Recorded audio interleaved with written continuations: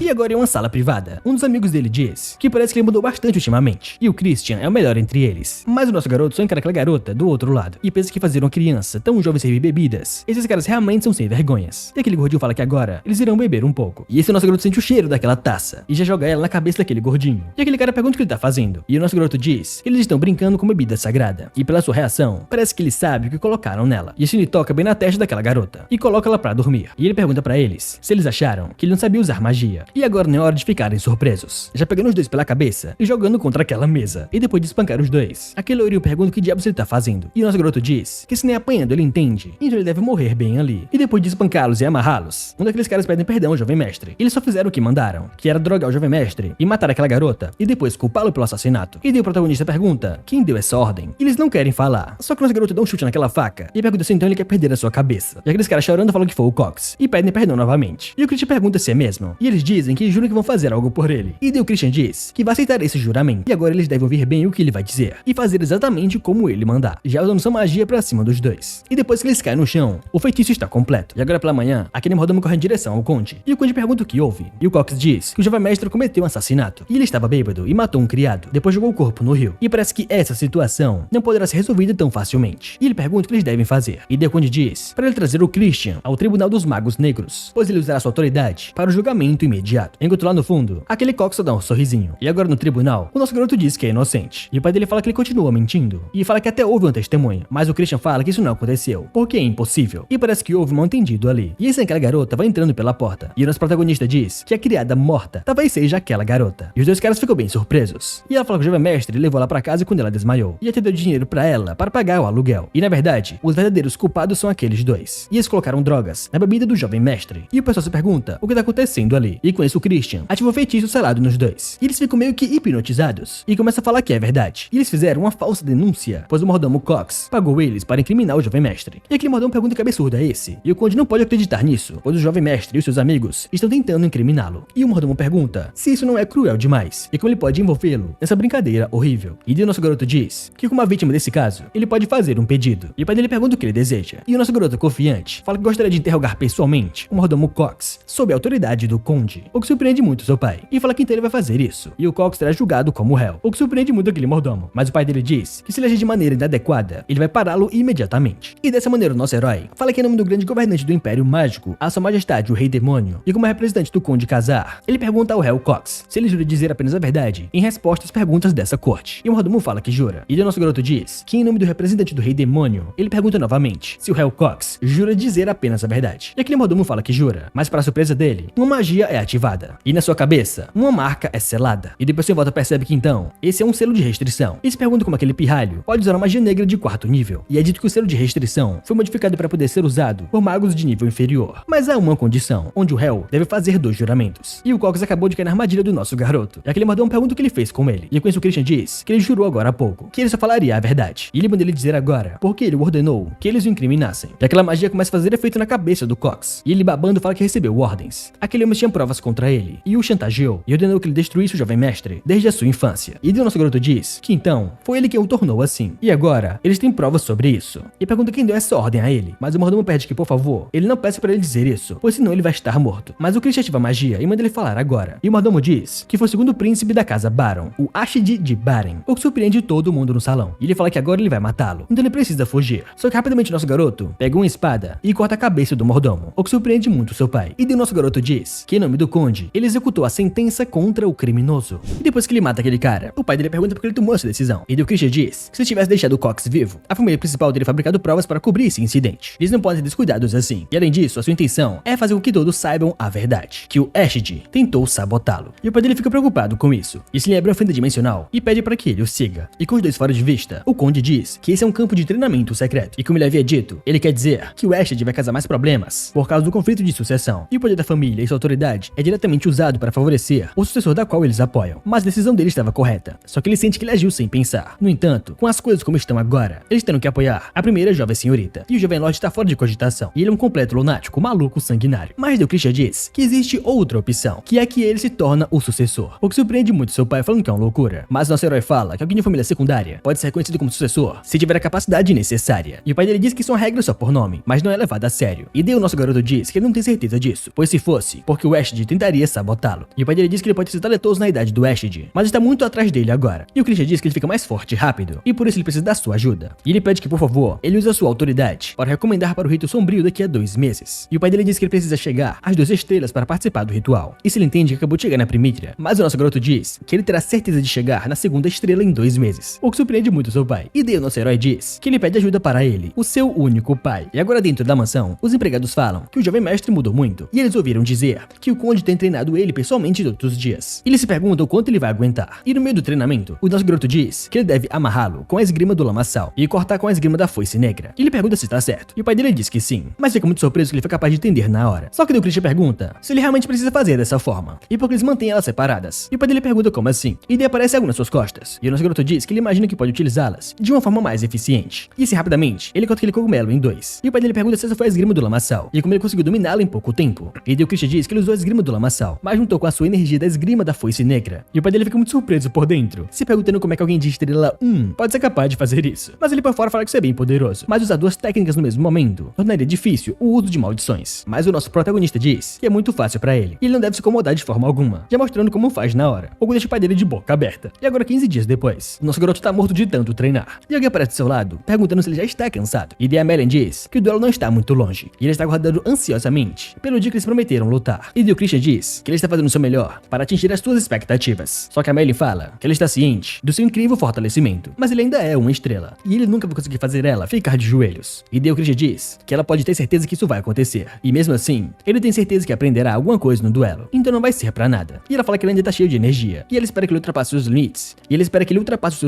e a surpreenda na luta. Enquanto nosso garoto pensa que ela atualmente é de 4 estrelas, e em um único estágio, existem 3 níveis separados, inferior, médio e superior, e como uma estrela superior, ele está muito abaixo do nível dela. Entretanto, ele vem de uma família rica, ou seja, ele tá cagando dinheiro. E depois de alguns dias, ele pergunta para Mary se ela terminou de arrumar as malas, e a Mary diz que é claro, e já que é a sua primeira viagem juntos, ela se certificou de estar linda, o que surpreende muito o nosso garoto, falando que nunca disse que ela viria com ele, mas ela fala que entende, ele deve estar preocupado que ela pegue uma insolação, mas ela pede pra ele não se preocupar, pois ela tem prazer em servir o seu jovem mestre. Só que ele pergunta pra ela como raios um fantasma pegaria insolação, e dele lembra da conversa que ele teve com seu pai, perguntando se ele não poderia trocar o seu acompanhante por um humano, mas o pai dele diz que ele não pode, pois ele fez o contrato de mestre e servo com a Mary, e o espírito de alto ranking não pode ser controlado sem um contrato, e então ele pergunta pra ele se ele não pode anular esse contrato, e o pai dele fala que acredita que talvez ele tenha que dar um bom beijo na Mary pra que ele se livre dela, o que deixa ele muito preocupado. E se ele falar pra ela que ela não pode ir com ele, pois ele ouviu dizer que aquele lugar é cheio de pessoas, mas ela bem tristinha, fala que queria muito ir nessa viagem, e ela fazendo essa cara pra ele, fala que ficou preso na mansão por décadas e décadas, e nunca saiu desde então, e ele com pena dela fala que tá tudo bem, mas ela tem que ter certeza de não aparecer para as outras pessoas, e ela muito feliz fala que agradece ele, e eles caminhando pra carruagem, ela pergunta pra onde eles estão indo, e ele fala que é pra um lugar que ele possa lucrar, e ela pergunta como assim, pois ele já tem muito dinheiro, jogando várias moedas de ouro no chão, mas ele fala que isso não é muito e manda ela juntar tudo agora. E agora chegando na carruagem, assim que ele abre a porta, ele dá de cara com seu irmão mais novo, falando que ele está atrasado. E o nosso garoto se pergunta o que diabos o Terno tá fazendo ali. E o irmão dele diz que ele tá ali pra ficar de olho nele, caso ele resolva caçar problemas de novo. Mas o nosso garoto manda ele dá uma relaxada, pois ele só está indo pra dar uma jogadinha e só isso. E o Christian diz que demônios devem sempre manter álcool e jogos de azar por perto. E até o próprio imperador demônio incentiva a jogatina de vez em quando. E o Terno fala que então ele vai com ele. E o nosso garoto pergunta como assim. E se por acaso ele tá preocupado com o seu irmãozão. Mas o Terno, muito puto, fala que tá indo pra garantir que ele não vira um sem vergonha de novo. E o nosso garoto lá dentro pensa que o seu irmãozinho é ingênuo demais. E a presa perfeita de hoje é ele. E agora em frente a uma enorme mansão. O Terno não acredita que existe um lugar desses no mundo. E até Mary diz que o seu coração tá a mil. Daí o Christian diz pra ele usar aquela máscara. E fala pra Mary que é melhor ela ficar fora de vista a partir de agora. Mas antes, ele quer avisar algo pra ela. E já conta o seu plano pra ela. E depois que ela some, o Terno pergunta pra onde ela foi. E o nosso garoto fala que ele não precisa saber. E agora eles irão entrar. E já caminhando lá dentro, o pessoal só observa eles. E os caras conversam que eles parecem ser presas fáceis. E eles entraram direto na boca do lobo. E o nosso garoto pergunta se ele quer apostar o quanto eles conseguem ganhar em 1 hora. E se ele ganhar, ele vai tratá-lo como seu irmão mais velho por 1 mês inteiro. E o Terni pergunta se ele tá falando sério. Mas por outro lado, o nosso garoto diz que se ele perder, ele vai ter que chamá-lo de honrado rei imperador. E o Terni pergunta como assim. E o nosso garoto diz que ele pode desistir se estiver com medo. Mas o moleque fala que não tá com medo. E fala que vai vencer a todo custo. E agora na mesa de apostas, os caras vão parabenizando o nosso garoto, falando que ele tem muita sorte. Enquanto o Christian pensa que o truque é deixar eles ganharem no começo. E à medida que eles ganham confiança, começa a fazer apostas mais altas. E essa é a tática clássica dos vigaristas. Mas para sua surpresa, o seu irmão começa a gritar, falando que a sua mão tava boa. E ele pensa que aí, o primeiro otário já foi fisgado. E ele pergunta para ele, por que ele não vai pra casa e dá o fora logo. Daí o Terni pergunta se ele tá perdendo também. Só que o nosso garoto diz que ele só perdeu 500. E o Terni fala que já perdeu 1000. E 2 caras na outra mesa só ficam observando eles. Enquanto o nosso garoto percebe que eles já marcaram o Terni como alvo fácil. E logo ele vai começar a trapacear de uma maneira mais descarada. E ele manda seu irmão continuar jogando, pois senão ele vai ganhar a aposta. Enquanto pensa que ele tentou avisar, mas o seu irmãozinho é uma isca perfeita. E agora no meio das apostas, alguns caras observam o Terni e começam a jogar sujo com ele. E o nosso garoto só observa. E a Mary se aproxima e fala que achou aqueles que ele mencionou. E o nosso garoto fala que foi um bom trabalho. Enquanto o seu irmão começa a gritar, e agora mais tarde, a Mary fala que é ali. E assim que eles entram, eles encontram 3 caras. E o nosso garoto tira a máscara e fala que imagina que não tem ninguém ali que não saiba quem ele é. E assim ele manda que eles tragam o seu chefe. E quando o gordinho aparece, ele pergunta porque o jovem mestre está procurando por ele. E esse é o Grantel, o chefe de uma companhia mercantil. E o nosso garoto diz que estava esperando ter uma conversa em particular com ele. Enquanto pensa que ele é o dono daquela casa de aposta de antes. E ele diz pra ele que ele teve a audácia de enganar o seu irmãozinho. E agora ele vem perguntando o que ele fez de errado. E aquele cara com muito medo pede desculpas por isso. E pelo visto, ele era o idiota de máscara de tigre no cassino. E o nosso garoto fala que é isso mesmo. Aquele é o Terni, o herdeiro da casa Casar. E esse é aquele cara fala que só administra o cassino. E o que aqueles homens fizeram não tem nada a ver com ele. Mas a Mary lá atrás ativa o seu espectro e pergunta se ele quer morrer, deixando ele muito assustado. Ele se ajoelha e pede desculpas. E fala que se ele soubesse que ele era de uma família nobre, ainda mais a família do conde, ele jamais teria feito algo assim. E pede que ele tenha misericórdia. E o nosso garoto pergunta se ele espera que essa misericórdia venha de graça. Mas o comerciante fala que não. Ele vai compensar ele e pergunta quanto ele quer. E o nosso garoto diz que 1 milhão de rupees. O que surpreende muito aquele cara, falando que eles não têm esse dinheiro. E o nosso garoto diz que então, ele quer 200 mil rupees. E aquele cara pergunta se essa quantia serviria. Mas o nosso garoto diz que tem mais uma coisa que ele gostaria que ele desse pra ele. E agora de volta à carruagem, a Mary fala que usar 200 mil rupees que ele extorquiu para comprar equipamento de combate é realmente um plano muito incrível. E o nosso garoto fala que é claro, pois ele, que é um gênio, fez esse plano. E daí ela fala que essa espada ainda veio de brinde pra ele. E essa espada é chamada de Gruna. E ela pergunta se ela não é uma espada sagrada. E o herói conseguiu ao oferecer a arma para um demônio. E mesmo depois do herói cair na corrupção, ela ainda era usada. E uma lâmina cobiçada por demônios. Mas agora ela parece enferrujada. Só que o Christian diz que ele tem um plano pra isso. E ele entrega algo pra ela. E diz que ela tava encarando isso antes. Então ela vai receber isso como presente. O que deixa ela muito surpresa. E ela fala que antes de morrer e até depois, essa é a primeira vez que ela recebe um presente. E ela agradece ele de verdade. E o nosso garoto fala que tanto faz. E agora eles devem voltar para casa. Ela é muito feliz, fala que sim. E como agradecimento, ela fará um suquinho de sangue pra ele mais tarde. Mas ele fala que não bebe essas coisas. Só que ele voltando pra casa, ele tem a sensação de que esqueceu de alguma coisa. Mas ele não tá nem aí. E só quer voltar para descansar. Só que o que ele esqueceu foi o seu irmãozinho lá no cassino, que está agora totalmente falido. E agora de volta à mansão, o nosso garoto acorda com vários gritos do seu irmão mais novo, perguntando por que diabos ele abandonou ele naquele cassino. E ele vai ser vendido como escravo sem nenhum tostão por culpa dele. E se alguém não tivesse reconhecido ele não teria conseguido escapar. E o nosso garoto pensa que o Grantel deve ter interferido nisso. Mas ele pergunta se não é meio estranho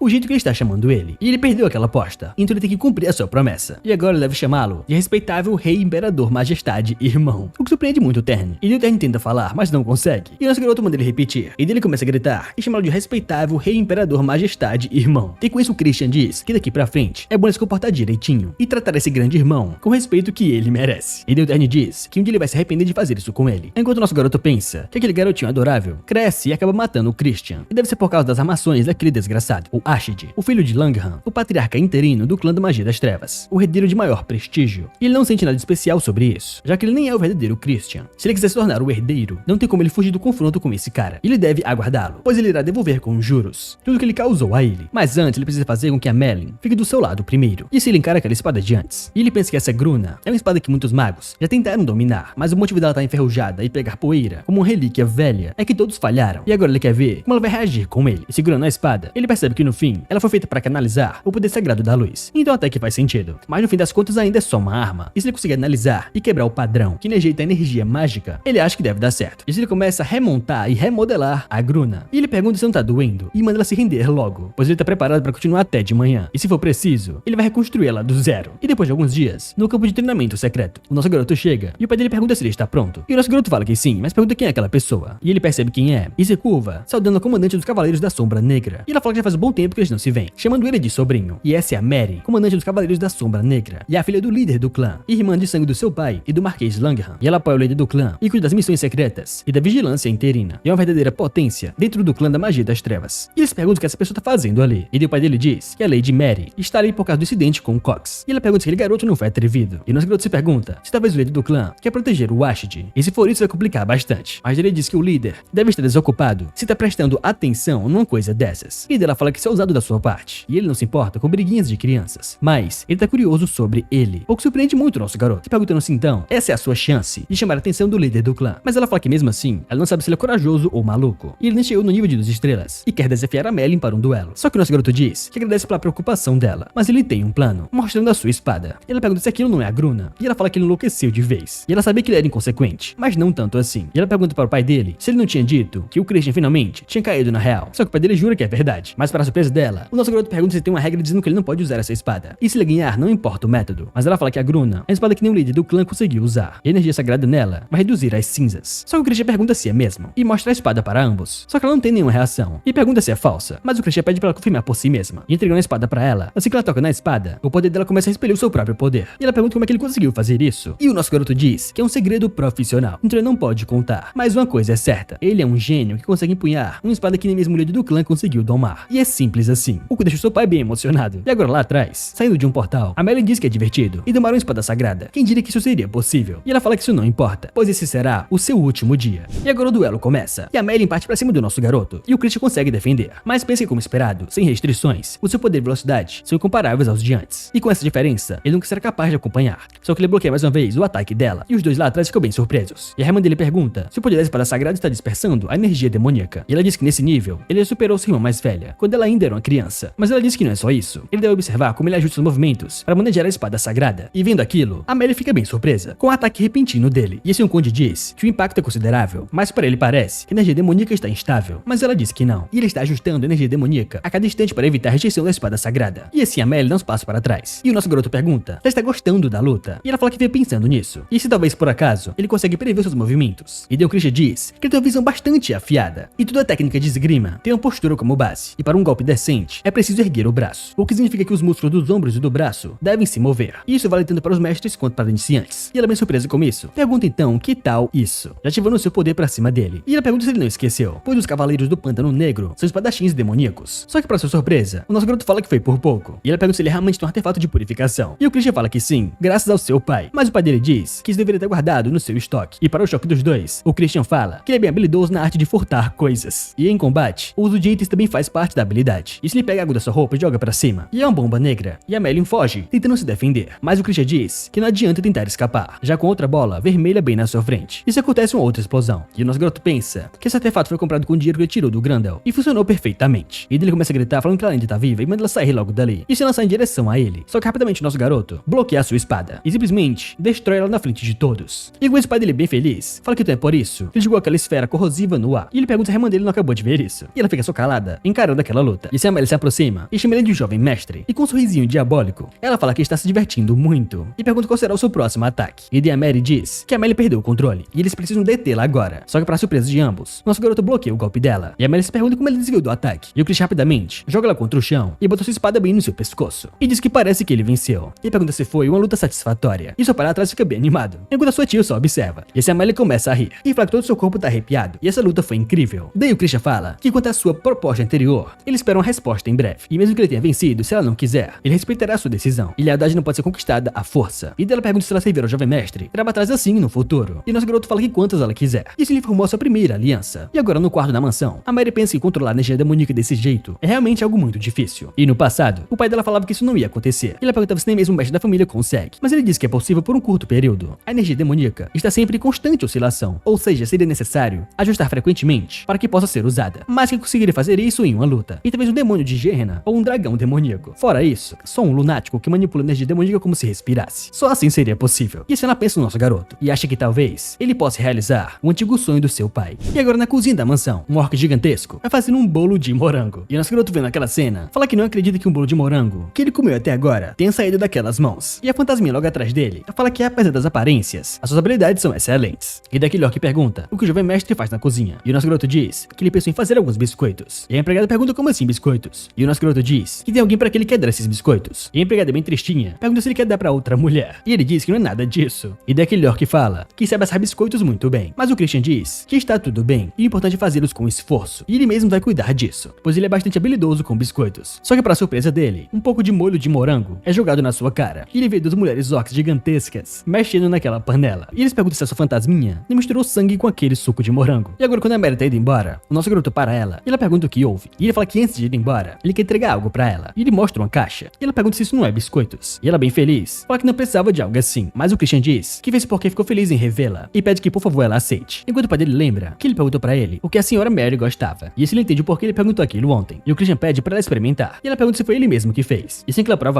ela fala que é realmente muito bom. E fala que está delicioso. E com isso nosso herói diz que fica feliz que ela tenha gostado. E dela fala que já que ele deu um presente tão bom para ela precisa retribuir. E pergunta se tem algo que ele deseja. E o nosso garoto diz que se for possível, ele gostaria que ela se tornasse a sua tia de agora em diante. O que surpreende muito ela, falando que ele já tem laços de sangue, então ele pode chamá-la assim. E pelo que o seu irmão disse pra ela, ele quer participar da seleção sombria desse ano. E o nosso garoto fala que sim. Então ela diz que isso significa que ele quer que ela fique do lado dele na disputa da sucessão. Mas ela fala que não pode atender a esse pedido. E como ele sabe, os anciões da família precisam ser imparciais com os sucessores. E essa é uma regra. Com isso, Adrian diz que não. Ele estava pedindo isso de coração. Ele só queria se aproximar dela como sua tia. E ele fala que é usado da parte dele. E na verdade, ele deve ter segundas intenções. E o Christian fala que é claro. Mas se a senhora, que estima ele, acabaram ajudando um pouquinho sutilmente, não teria como ele recusar, fazendo essa cara de bobo. E ela fica só encarando ele fazendo isso. E ela fala que a sinceridade dele não é irritante. E se um sobrinho presenteia ela com biscoitos tão deliciosos, é natural que ela goste dele. E o nosso garoto agradece. E ela pergunta se ele poderia fazer biscoitos pra ela novamente. E ele diz que depende do que a senhora fizer por ele. E se ela magoá-lo, ele pode ficar ressentido. Aí o sabor nunca será o mesmo, fazendo essa carinha pra ela. E ela fala que entende. E depois chama ele de Christian. E pergunta o que ele acha de entrar na Ordem Sombria. E ela diz que no duelo contra Meryn, ele mostrou um desempenho impressionante. E da vez realmente, ele tem um talento que supera até o Lorde Negro. Porém, os seus concorrentes não são fáceis de derrotar. E ela teme que ele caia antes mesmo de alcançar o verdadeiro potencial. Só que o nosso garoto diz que se ele não puder superar nenhum obstáculo, então não importa se ele morrer. E ele agradece pela preocupação dela. Mas ele não acha que vai perder. E assim ela pensa que ele tem uma confiança absurda. Mas esse garoto é realmente alguma coisa. E se ela sobe no cavalo e fala que por precaução, ela dará um conselho a ele. E manda ele tomar cuidado com a primeira dama. E o irmão dela pergunta como assim primeira dama? E se o problema não é o Ashid? E entre os 5 príncipes, ela é a mais pacífica. Mas ela diz que ele entenderá aos poucos. E nosso garoto agradece e fala que vai manter isso em mente. E assim ela diz que então, eles se veem depois. E agora de volta ao seu quarto, o Christian pensa que o seu pai e sua tia são incrivelmente fortes. E ambos alcançaram nível 6. E ainda assim, ele viu poucos relatos sobre seus feitos na guerra. E ele se pergunta quantos guerreiros poderosos a Ordem Arcana deve ter para isso acontecer. E no mínimo, deve ter uma força suficiente para esmagar completamente o Exército da Luz. Mas ele se recusa a deixar que tudo se repita da mesma forma. E dentro de um mês, ele precisa ficar mais forte o mais rápido possível. E um mês depois, ele vai ao escritório do seu pai e pergunta se ele o chamou. E o Conde fala que tem algo a dizer pra ele. Mas pra sua surpresa, ele sente o seu poder e pergunta se ele realmente alcançou o nível de 2ª estrela. E assim o pai dele o encara e pensa que para crescer tanto em apenas um mês, o que essa criança deve ter feito. E o Christian diz que ele prometeu para ele. E por que ele está tão surpreso assim? E pergunta sobre o que ele queria conversar. E o pai dele diz que ele recebeu a mensagem da família principal. E ele indicou ele e o Terne como candidatos para o rito sagrado das trevas. Mas eles aprovaram o Terne. E a razão para isso são seus gastos frívolos. E que ele é muito mulherengo. E que ele é um bêbado e também um ladrão. E esses são todos os motivos. E depois de ser espancado com fatos, o pai dele diz como é que eles podem desvalorizar o seu filho dessa forma. E o nosso garoto pergunta se o Conde Langham tomou essa decisão. Mas o pai dele diz que não. E o Visconde não tinha muito a dizer depois do que o Ashid fez. Porém, o Loin de Baren. E o nosso garoto pensa que ele é um descendente direto da família principal. E é uma estrela em ascensão no rito sagrado das trevas. E o rito sagrado das trevas é um ritual onde os candidatos tomam pura escuridão da dimensão negativa. E já que a quantidade é limitada, os candidatos participantes têm uma batalha semi-mortal para decidir a hierarquia. E os candidatos de maior ranking acabam tomando mais escuridão para si. E isso tem um papel importante na seleção do jovem Lorde. O candidato é sucessor do clã. E se o Loin for vitorioso em monopolizar a escuridão, então ele deve se tornar o 6º jovem Lorde. E alcançar seu objetivo ficaria ainda mais difícil. E o pai dele pede pra ele não se preocupar, pois ele vai falar com eles de novo. Mas o Christian diz que isso não é necessário, pois ele vai resolver isso ele mesmo. E o pai dele fala que ele sabe que ele tem talento e também ele mudou. Mas ele deve deixar isso com os adultos. O que surpreende muito o nosso garoto, falando que agradece pela gentileza do seu pai. Mas ele tem os seus próprios meios para fazer isso, onde ele claramente vai fazer algo muito ruim. E ele diz para o Conde que os filhos da casa Tyramin estarão entre as famílias colaterais participantes. E o pai dele fala que sim, os 3 filhos estarão lá. E com isso o Christian diz que ele simplesmente vai se provar para eles. E os Tyramin devem sediar a caça à pílula sombria em breve. E ele irá participar como um pastor. E agora de volta à casa principal, a Mary diz para o líder do clã que, como ordenado, ela verificou pessoalmente o Christian. E o pai dela pergunta como ele é. E ela diz que é incomparável aos outros. Mas o velho diz que acha difícil de acreditar. E o garoto que ele se lembra é um pirralho que se achava um gênio. gênio, quando não era nada além de um falso prodígio. Mas ela diz que claramente ele está diferente de antes. Então ele fala que nesse caso, ela acredita que essa criança possa concluir o seu tão aguardado desejo. E ela pensa que esse tão aguardado desejo é que faz o seu pai estar vivo até ali, mesmo recusando a morte, através da magia que desafia os céus. E ela diz pra ele que não sabe dizer, mas ele possivelmente é mais próximo do que ele deseja. E ele fala que é realmente interessante. Então, ele deve manter os seus olhos nele. Mas ele pergunta se a participação dele no rito sagrado não é muito provável. E ela pergunta se ele vai intervir. Mas ele diz que não. Ele não pode se posicionar em um assunto tão trivial. E como alguém poderia se chamar de besta feroz, sem ter a habilidade para superar um desafio pequeno como esse? E ela diz que ele pode ser uma besta feroz, mas ainda é uma criança. E ela acredita que ele deveria dar a oportunidade de receber a escuridão e despertar o seu potencial. Mas ele joga sua pressão para cima dela, chamando ela de Mary. E ela só baixa a cabeça e fica calada. E pensa que ele tem sido assim desde sempre, sendo duro com aqueles que têm altas expectativas. E daquele velho chama o bebedor de sangue. E o vampiro aparece bem no seu lado. E ele pergunta se ele o chamou. E esse é o mordomo-chefe do clã da magia das trevas, o Simon. E esse velho pergunta se ele ouviu tudo aquilo. E aquele carinha fala que sim. E simplesmente, ele precisa observar o jovem mestre Christian. E o velho fala que é isso mesmo. E ele deve dizer a ele se ele fizer algo sobre o rito sagrado das trevas. Mas ele tem uma pergunta. E pergunta se ele pode pregar uma pequena peça durante o monitoramento. O que surpreende muito a tia do Christian. E esse velho diz que ele não deve passar dos limites. E aquele vampiro muito animado fala que é como ele deseja. E a tia dele pensa que espera que esse garoto passe por isso em segurança. E agora de volta para o Christian, ele conseguiu rapidamente chegar na segunda estrela graças ao seu talento. Mas depois de todo aquele treinamento, a sua estamina e energia sombria estão longe de ser o suficiente. E ele não consegue alcançar a terceira estrela como ele está agora. E por isso ele precisa de uma pílula sombria para acumular uma grande quantidade de energia em um curto período de tempo. E para os Tyramin, os sediadores da caça da pílula sombria constantemente começaram a brigar com ele. Isso é realmente um golpe de sorte. E o problema é que pegar uma besta demoníaca chamada de Kara-Joff não garante automaticamente a pílula sombria. Que ao invés disso, ele precisa concluir uma condição especial. E ele foi em direção àquele Grantel. E o Grantel aparece e pergunta o que ele tá fazendo ali. E o nosso garoto pergunta se ele não veio de mãos vazias. Mas o velhote fala que é claro que não. E ele nunca cumprimentaria ele sem um pequeno presente. Mas o Christian joga aquela bolsa de dinheiro no chão e pergunta como é que ele pode dar pra ele um presente patético como esse. E parece que ele não sabe o seu lugar. E ele escutou que ele estava envolvido em todo tipo de atividades ilegais. E desviar os impostos do seu cassino deve dar muito dinheiro pra ele. E assim o velho pergunta o que ele gostaria que ele fizesse. E o nosso garoto diz que ele não deve passar da linha novamente. E ele precisa de uma coisa, que é a pílula das cinzas. E o velho diz que essas pílulas, recentemente, começaram a subir de preço no mercado negro. E o nosso garoto diz que sabe como é. Ele pergunta pra Mary se ela tá pronta. E a Mary fala que sim. E fala que suas habilidades de tortura são muito, mas muito incríveis, deixando aquele cara com muito medo. E ele fala que vai procurar agora mesmo. E nosso garoto fala que sim. Mas ele indo embora fala que, por sinal, enquanto ele estiver trabalhando, ele deve conseguir uma adaga pra ele, que seja afiada o suficiente para cortar uma armadura. E ele entra na carruagem e só vai embora sem dizer mais nada. Enquanto o velho chora de raiva, chamando ele de desgraçado na sua mente, claro. E agora, indo embora, a Mary pergunta se ele vai pra casa agora. Mas o Christian fala que não. Ele tem mais um lugar para visitar. E ele pede para o cocheiro parar por ali. E se ele entra em uma loja? E fala que quer aquilo, aquilo e aquilo. E quando aquele cara entrega a poção pra ele, a Mary pergunta por que ele quer isso. E o nosso garoto diz que ele tem um uso pra isso. E ela pergunta que tipo de planos ele tem para usar um afrodisíaco. E a Mary encarando ele, o nosso garoto fica bem desconfortável. E ela pergunta se por acaso ele já está no clima. Mas ele diz que claro que não. E o Christian fala que não é pra ele. Ele precisa disso para outra coisa. E ela bem surpresa pergunta se talvez isso seja para o Conde. E ele tentando disfarçar, fala que sim. Ele tá ficando cada vez mais velho. E ele tem que cuidar dele. E até o atendente fica muito surpreso com isso. E se ele fala que isso é absolutamente um segredo. E ele não deve sair por aí espalhando. E o atendente fala que sim. E depois que ele volta pra casa. E agora no outro dia, ele vai partir para casa Tyramin. E o seu pai e seu irmão estão se despedindo dele. Mas o Christian manda ele falar com um título. E esse Terne chama ele de Vossa Majestade Rei Imperador Irmãozão Honrável. E ele fala que ouviu dizer que a caçada das bestas de ébano são realmente perigosas. E manda ele tomar cuidado para não se machucar. E o nosso garoto diz que o seu irmãozinho é realmente muito lindinho, preocupado com ele. Mas o pai dele manda eles pararem de brigar. E fala que agora ele deve ir lá e esmagar aqueles bostinhos dos Tyramin. E o Christian fala que é claro, ele irá voltar com notícias gloriosas. E o pai deles pergunta para o Terne o que é isso de Rei Imperador. E o Terne fala que definitivamente ele não precisa saber disso. E agora no território de Tyramin, um Goblin diz que vai falar mais uma vez. Ele não tem permissão para entrar na mansão. E o cocheiro lá atrás fala que eles estão plantados ali no portão todo esse tempo. E isso é a única coisa que ele disse para eles. E o nosso garoto encara aquele Goblin e fala que então o que ele tá querendo dizer é que ele tem que arrumar um lugar para ficar em plena capital. E o Goblin fala que sim, exatamente isso. E o cocheiro fica muito puto, falando que vai arrancar o pescoço desse cara. Mas o Christian manda ele parar. E se ele pergunta assim então, quem vai pagar pelo hotel? E o Goblin diz que ele pode colocar na conta da família Tyramin. E daí o Christian fica bem feliz. E fala que então isso é bom. E ele basicamente comprou uma mega mansão. E os cocheiros se perguntam quando vai ficar essa brincadeira. E o Christian diz que não é nada menos de 100 mil rupees. Enquanto fala que oportunidades de ganhar dinheiro com terras não aparecem todo dia. E se ele manda eles desfazerem a mala. Só que para surpresa de ambos, tem algo escondido naquela mala. E quando o nosso garoto percebe, é a sua empregadinha, um fantasma, falando que essa mansão é maravilhosa. E é perfeito servir a ele. E ele pergunta o que ela tá fazendo ali. E ela diz que se infiltrou na bagagem porque ela é empregada que prometeu a ele a sua eternidade. E ela fala que ele é envergonhado e uma fofura. E ela fala que parece que ele tava morrendo de saudade da companhia dela, mas ele diz que não. Só que pra surpresa de todos, alguém aparece lá atrás, e esse moleque é o Aurus, o terceiro filho da família Tyramin. E nosso garoto diz que ele deve ser a estrela da caçada de ébano deste ano, e mandaram ele procurar outro lugar. Então ele encontrou o seu próprio lugar, e pergunta qual é o problema. E aquele cara diz, porque ele colocou tudo isso na conta deles. E o Christian fala que um nobre como ele não pode dormir em qualquer buraco, então ele comprou uma propriedade decente, e foi só isso. E pergunta pra ele se ele tá quebrado ou incomodado. E sendo sincero, até que foi barato, pela lição que ele deu naquele porteiro abusado. E aquele Aurus muito puto fala que agora ele vai se ver com ele, e pergunta se ele tá com vontade de morrer. E se ele invoca uma pantera muito grande. E nosso garoto encara aquele animal, e pensa que isso é magia de controle de bestas, o estilo de Tyramin. E diferente de técnicas de dominação da aliança, essa é uma forma de magia negra que subjuga as bestas através do medo. E encantamentos sutis de confusão, pavor e êxtase são entrelaçados para entorpecer os sentidos da criatura. Mas é mais complexo do que ele pensava, e não é algo que ele possa dominar em pouco tempo. Então ele acha melhor se meter a porrada neles primeiro. E se ele fala pra Mary que para eles derrubarem um gato assustador, eles precisam de uma arma. E a Mary fala que sim. E nesse caso, ele tira um bastão de madeira e pergunta o que ele tá esperando. Isso manda ele vir logo. E assim aquele Aurus manda aquela pantera destruir aquele lixo. E a pantera vai pra cima dele. E nosso garoto bloqueia com aquele bastão. Mas a pantera consegue quebrá-lo e jogar o Christian pra longe. E daí o Christian diz que não é nada mal, mas ele acha que 2 contra 1 é apelação. E dele fala que se ele ganhar, ele vai entrar na caçada como guarda-costas. E não só como motorista de monstro. E aquele cara muito puto chama ele de moleque arrogante. E parte pra cima dele, falando que vai deixá-lo de joelhos, implorando por piedade. E se avançando pra cima dele, ele acha que já está ganho. Só que pra sua surpresa, nosso garoto desviou. E eles perguntam onde é que ele está. Só que o que ele não esperava era que o Christian estaria logo atrás, com um bastão, e começasse a bater na cabeça dele com o bastão. E ele manda ele parar de chorar, e só vir pra cima logo, pois ele não vai pegar leve com ele. E esse Aurus muito puto manda ele calar a sua boca. Só que daí o Christian joga sua aura pra cima dele, a aura de um Lich, o que surpreende muito aquela besta. E ela começa a ficar com medo e sai correndo dali. E o Aurus se pergunta como esse desgraçado acabou de fazer isso. E o Christian, bem animadinho, fala que é apenas um feitiço de ilusão de 2 estrelas. E ele acha que a magia dele de controle é bem fraca, já que a besta ficou com medo dele só de olhar. E esse Aurus mais uma vez manda ele calar a sua boca e invoca outra coisa. E quando ele está no meio da invocação de um cavalo negro, o nosso garoto pergunta se ele sabe o que ele faz com moleques folgados. E aquele cara pergunta como assim. E o nosso garoto lança seu bastão pra cima dele, acertando bem na sua testa. E depois que ele cai no chão, o Christian fala que eles não esperam a transformação e nem de dar tempo de conjuração. E agora dentro da mansão, aquele mordomo pergunta se ele tem certeza que pode fazer isso. E o Christian diz que eles ainda têm algum tempo, então eles devem só descansar por enquanto. Só que o que ele tá fazendo é jogando poker no meio da sua mansão. E essa empregada fantasma dele chega, perguntando se ele quer alguma coisa. E ele entrega pra ele um Ginger Ale. E ele fica muito triste, pensando que ele quer beber e não quer esse Ginger Ale. Aqueles caras lá atrás só ficam encarando ele e se perguntando porque o jovem mestre deles manda eles vigiarem esse cara. E daí o Christian pergunta se eles não querem vir jogar uma rodada com eles, pois de qualquer forma, o mestre deles levou uma surra dele e não vai conseguir se levantar até amanhã. E ele vai manter em segredo o que aconteceu hoje. Mas os dois ficam muito putos e falam que não precisam mais ficar ali e só manda eles brincarem sozinhos. E agora à noite, aqueles 2 caras só encaram o nosso garoto e pensam que ele é realmente um bêbado imundo e não vale a pena ficar observando ele ali. E se eles só vão embora? Mas o Christian estava enganando eles. E assim ele se levanta e percebe que eles já foram embora e já está bem tarde, então é melhor ele ir agora. E se ele fala pra Mary que ele vai sair um instante e manda ela não segui-lo, e ela fica bem tristinha e pergunta por que o jovem mestre tem um afrodisíaco dentro da mochila e pelo visto não era para o conde, mas para ele. E ela fica triste por não conseguir servi-lo na cama, mas ela vai torcer para ele ter uma boa diversão noturna. E ele fica muito envergonhado, falando que ela não tem limites no que ela fala. E agora na cordilheira de Kyneton, o nosso garoto caminha pela floresta e pensa que esse é o esconderijo da casa do conde Tyramin. E como diz os rumores, a aura das bestas mágicas ali é incrivelmente densa. Só que se ele encara 2 guardas protegendo um local, e ele percebe que eles são bem descuidados, pois tem apenas 2 guardas. Isso ele ativa a magia de invencibilidade que ele aprendeu com a Mary, e ele passa por eles facilmente. E agora ele está em frente a um altar, e ele percebe que esse é o altar onde a caça de ébano chegará ao fim. E como diz os rumores, tem uma atmosfera sombria. O problema é o método para obter o ébano. E se ele lembra do passado, onde seus camaradas falando que para obter o ébano, eles têm que fazer o Karamazov oferecer a sua vida por conta própria. E eles precisam causar um medo nele, tão extremo que ele prefere morrer. E assim, como os opostos se tocam, o medo intenso e o êxtase absoluto, então separados por uma linha tênue. E nesse instante, um mero fragmento se transformará em ébano automaticamente. E é por isso que a casa Tyramin controla as bestas mágicas com medo e conduz a caça de ébano. E o nosso garoto pensa que é como ela disse. Ele planejava roubar a técnica secreta da casa Tyramin e misturar com outras coisas e usar um afrodisíaco para deixar aquele bicho fora do controle e assim monopolizar o ébano para ele. Mas ele não tem tempo suficiente para aprender a técnica secreta, e então ele precisa de outro método. Só que para surpresa dele, aparece algo nas suas costas. E quando ele olha para trás, ele se pergunta quem foi, mas ele não vê ninguém. E assim ele só vai embora e vai em direção a uma caverna. E chegando lá, ele percebe que a aura maligna dali é intensa. E além disso, tem um feitiço negro de barreira de mais alto nível. E esse lugar é uma fenda de Gehenna. E o Gehenna é o mundo dos demônios e das criaturas demoníacas. E uma fenda conectando esse lugar ao mundo humano. Ele não esperava que existisse ali. Só que ele pensa que talvez ele possa atrair aquele animal para dentro dessa fenda. E ainda ainda por cima, ele tem os ingredientes perfeitos para atraí-lo. Ele pensa que é perfeito e está realmente ansioso pela caça. Só que encarando ele lá atrás, tem um morcego vermelho. E seu morcego se transforma. Ele fala que nunca imaginou que o jovem mestre fosse uma pessoa tão intrigante assim. E não só derrubou o pirralho arrogante da casa Tyramin, como também enganou os observadores com a sua postura irresponsável. E agora está evadindo um local proibido para os seus próprios planos. E isso faz ele querer brincar mais ainda com ele. E ele encarando aquela fenda, só estende a sua mão e derrama sangue naquele círculo mágico. E daquele círculo mágico, alguém pergunta o que o traidor deseja. E esse aquele vampiro fala que deseja muito que você deixe like nesse vídeo e se inscreva no canal, para finalmente chegarmos aos tão aguardados 100 mil inscritos. E se você gostou dessa obra e quer a próxima parte, vamos deixar 3 mil likes nesse vídeo para a próxima parte. E considere fazer parte da nossa comunidade de membros para ter acesso a vídeos exclusivos toda semana. Então eu fico por aqui e te espero no próximo vídeo. Tchau!